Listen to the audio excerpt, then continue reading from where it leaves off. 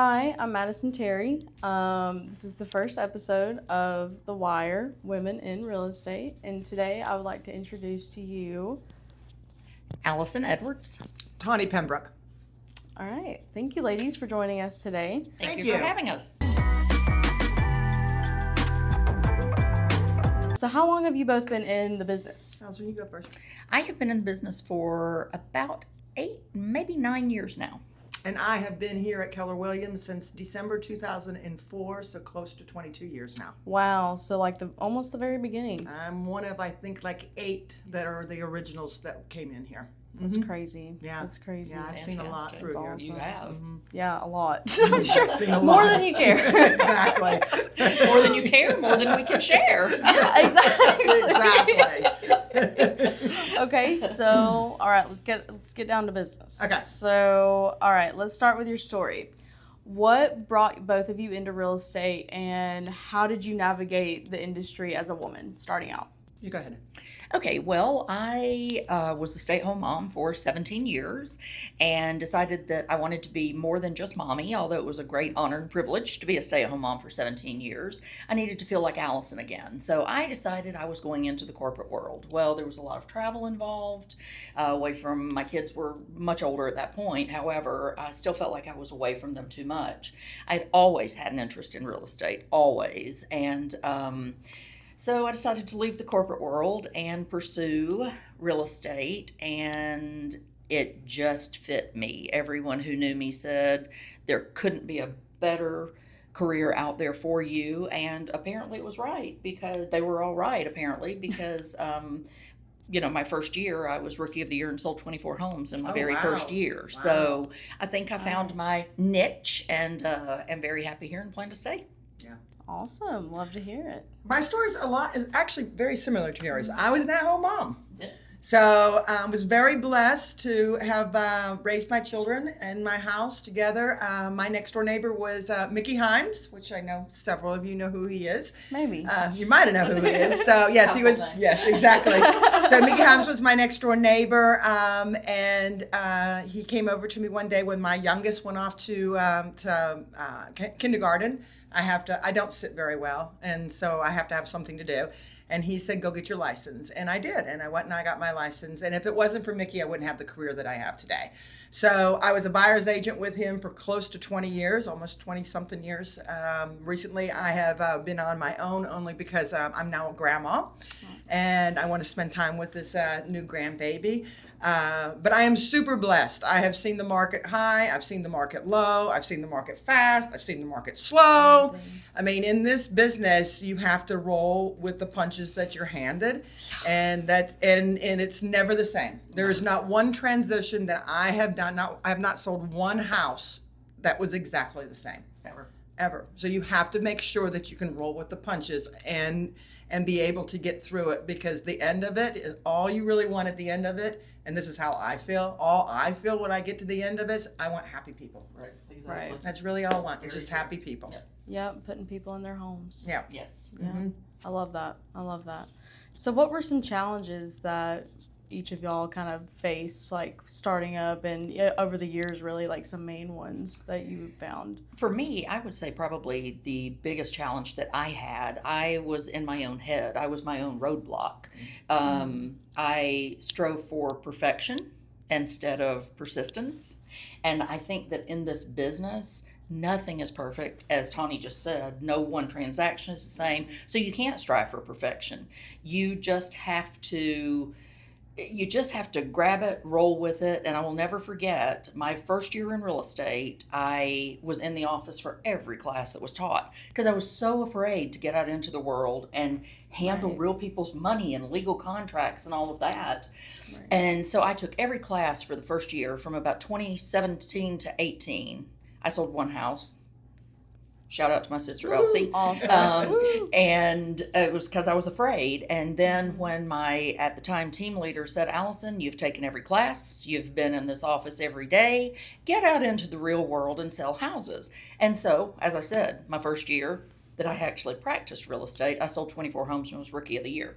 So again, strive for persistence. Once you grab it, figure it out, roll with it, and keep going. Yeah. Awesome. I think one of the things that at the very, very beginning, and I'll never forget this, that Mickey had said to me, because when you're brand new at this, you're so afraid. And you do. Yeah. You're handling big money. You're handling a lot of people. You're handling a lot of stuff that's happening. And I was so nervous. On my very first contract that I got, I was so nervous. Like, I mean, am I going to do something wrong? Am I going to do something right? I've never sold a house before. You know, who's going to believe in me? I mean, why? Why are you buying a house from me? Like, seriously, why? Right. And so Mickey looked at me. I was so nervous. And I said, I said, Mickey, I've never sold a house before. And he looked at me, I'll never forget. And he said, how many houses have you bought? And I'm like, well, I've bought 3 houses so far. And he said, well, then this is your 4th transaction. You're going to be fine. And I thought, wow, you're right. Yeah. I have sold 4 houses now. Yeah. Let's just keep on moving. And then that has to do that. with confidence. And it takes a Yes. while to be able It to does. do that. But that really has to do with confidence. And once you got the confidence behind you, then the people will follow. Yes, that's very true. Right. Right. Yeah. That sounds like a lot of challenges, but you figured them out. There's You have always to. challenges. You have to. Always. Uh-huh. Always. Yeah, always I mean, there. as a real estate agent, you're not a real estate agent. I mean, you can be a landscaper, you can be a painter, A you can be counselor. a It counselor. would be so much You easier could to have a be- 9 to 5. Oh yeah, you can be Right. a cook. You can be a lot of different things. Oh, yeah. A lot of different things. So a real estate agent is not somebody that just opens up a door and writes on a piece of paper. It is Right. not No. by any far stretch of the imagination. You know, we don't Right. sit around and eat bonbons, do we? And our time is not our own. No, exactly. Never. Nor do we have 3 martini lunches. Oh, absolutely. No, exactly. All rumors. Well, sometimes. Sometimes. Oh my gosh, y'all are too funny. Too funny. What is one lesson that you wish you could go back and tell your younger self? You go first on this one. Not to get too deep, but One lesson: believe in yourself. okay. I would think so. I think believe in yourself. Get as much knowledge as you can.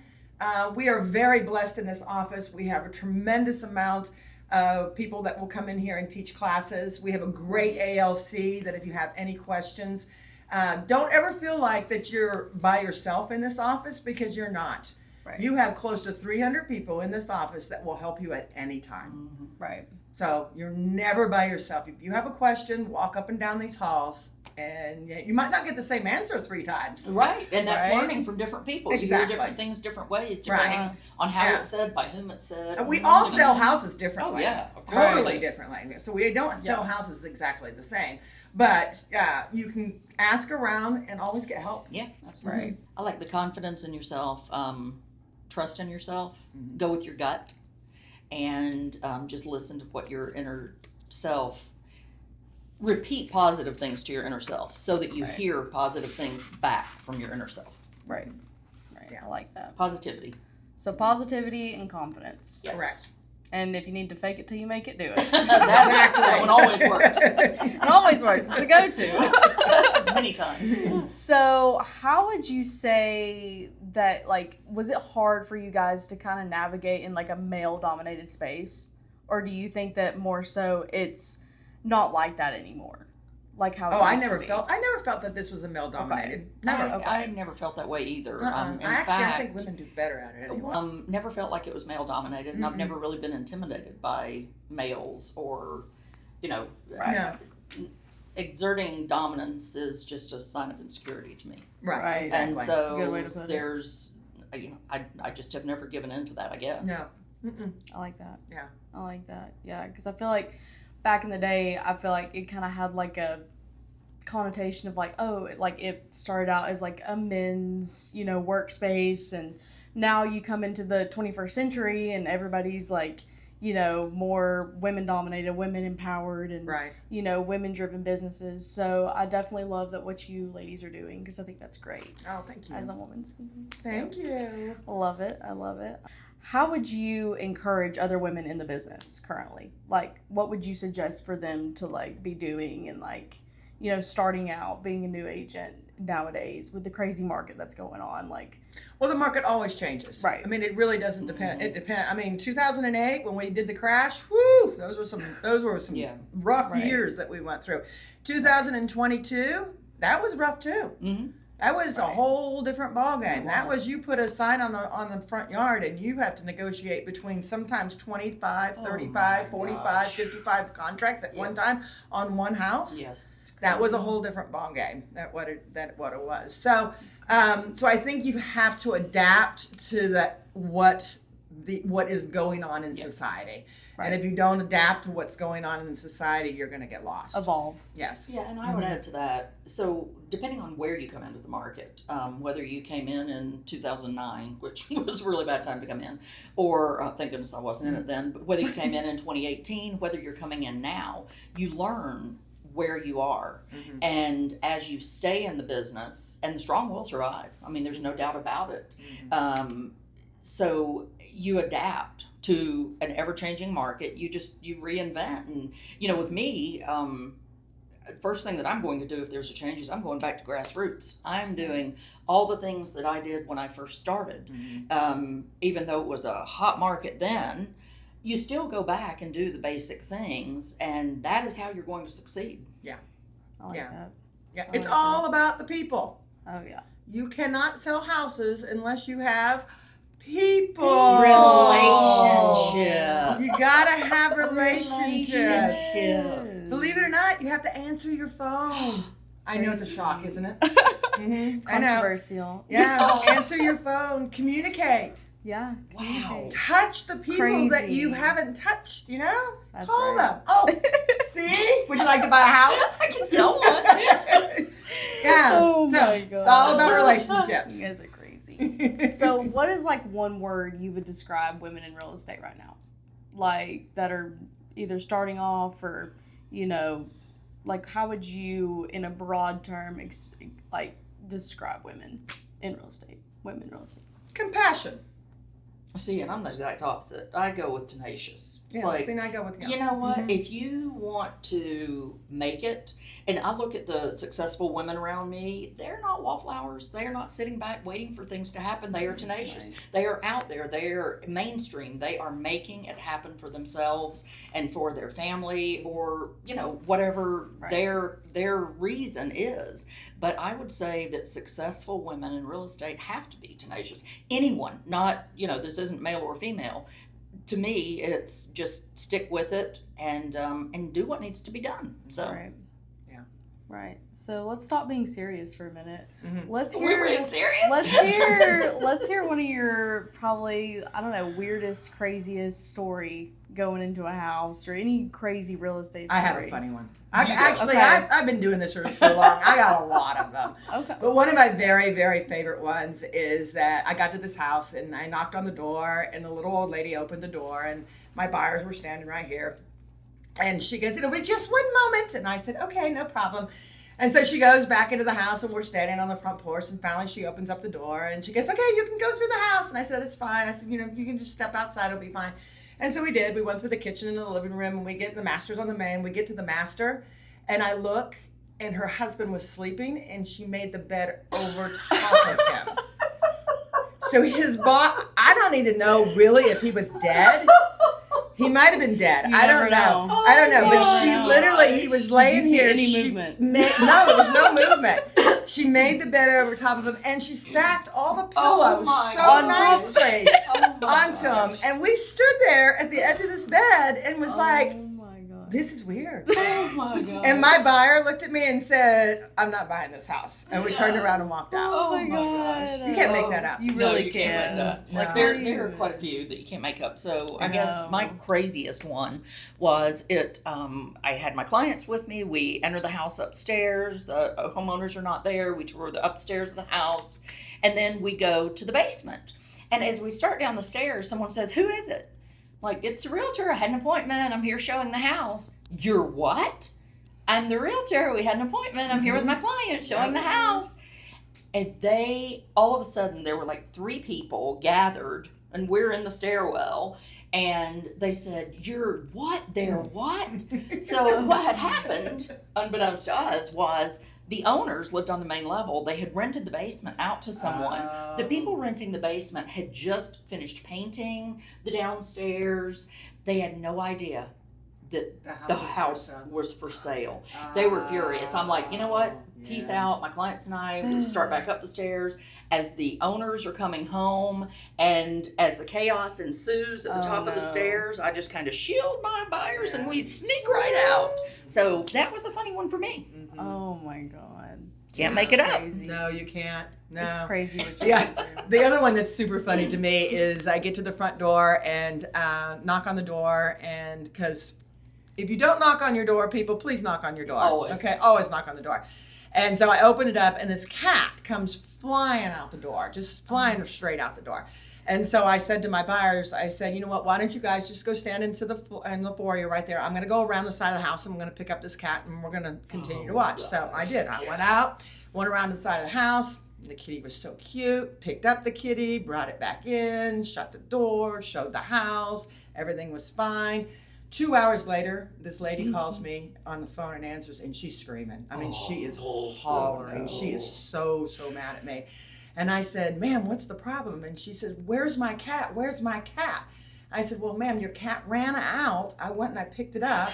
I put it inside the house. And she said, this is the neighbor's cat. Where's my cat? Oh no. I said, my I God. asked, and they didn't say it wasn't their house. So I put this, she was so bad at me. Awkward. Oh, I bet. So be very Oh careful my when you're showing God. houses not to let animals out. Yes. Uh-huh. Oh Yeah, my God. yeah, wrong animal. Yeah, it was really bad. Wrong Uh-huh. animal. Yeah, we see it all. We see all kinds. Uh-huh. Oh God. I don't even know what I would do in that situation, to be honest. Either one of those. Oh. Any of them. Oh my gosh, that is nuts. You gotta roll with the punches. You That's really what do. you gotta do. You really Uh-huh. do. You gotta make it work. You just gotta make it work. Exactly. It's fine. It's fine. Okay. All right. Cool. What is one piece of advice that you would give somebody starting out I'll in let you go business? first on that one. One piece of advice. Probably have two. Okay.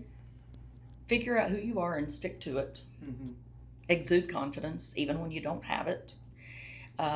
Don't be afraid. I have a few, not just two. Wow. Don't ever be afraid when you're asked a question. Don't be afraid to say, you know what, that's a really good question, and I'm not certain of the answer. Let me get back to you on that. So much better than giving false information.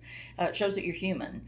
And then for anyone new coming into the business, I think the first thing is get your systems in place. Mm-hmm. Systems matter, makes life so much easier, and you can always build upon your systems. So don't spend too much time trying to get it perfect to begin with. And your systems change. Systems change They change. because It doesn't real have to be the same thing. estate It can is just not change. perfect. Yeah. Nothing about it is Right. perfect. So Yeah. those would be my biggest points. Okay. Yeah, I think if I was just getting into this business, I would make sure that I was going to as many classes as I can, because there is a lot of different aspects to being a real estate agent. It's not just looking at houses.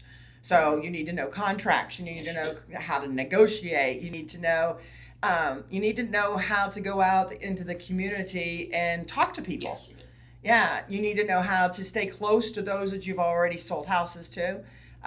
One of the things that I really like that I do is a vendor list, because once you get, especially these people that move in from out of town, they know no one. Right. And so Right. you need to be able to have a plumber, a carpet cleaner, a handyman, Right. an HVAC guy. So And for different areas. and for different areas depending too. on where you Yeah. sell mostly. Yeah, so you Yeah. need a vendor list behind you that will tell you.